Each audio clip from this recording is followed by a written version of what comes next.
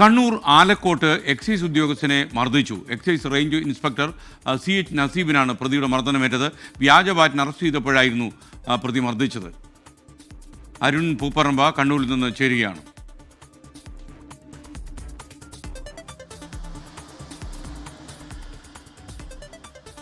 അരുൺ, വിശദാംശങ്ങൾ കേൾക്കാമോ? പറയൂ അരുൺ.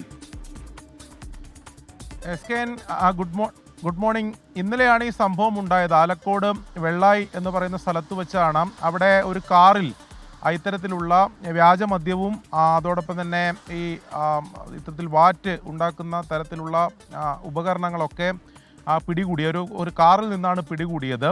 അവിടെ ആ കാറിൽ ഉണ്ടായിരുന്ന ആ പ്രതിയെ കൂടി പോലീസ് കസ്റ്റഡിയിലെടുത്തു, കാറും കസ്റ്റഡിയിലെടുത്തു. അങ്ങനെ ഈ എക്സൈസ് ഇവരെ സ്റ്റേഷനിലേക്ക് കൊണ്ടുപോകുന്നതിനിടെയാണ് ഈ പ്രതിയുടെ സുഹൃത്തുക്കളും അതോടൊപ്പം തന്നെ അവിടെ ഈ മദ്യം വാങ്ങാനൊക്കെ വ്യാജമദ്യം വാങ്ങാനൊക്കെ വന്നിട്ടുള്ള മറ്റ് ആൾക്കാർ കൂടി ഈ എക്സൈസിൻ്റെ വാഹനം തടഞ്ഞു വെക്കുകയും എക്സൈസ് ഉദ്യോഗസ്ഥനെ മർദ്ദിക്കുകയും ചെയ്തത്. അതിൽ എക്സൈസ് ഉദ്യോഗസ്ഥന് മർദ്ദനമേറ്റിട്ടുണ്ട്, പരിക്കേറ്റിട്ടുണ്ട്.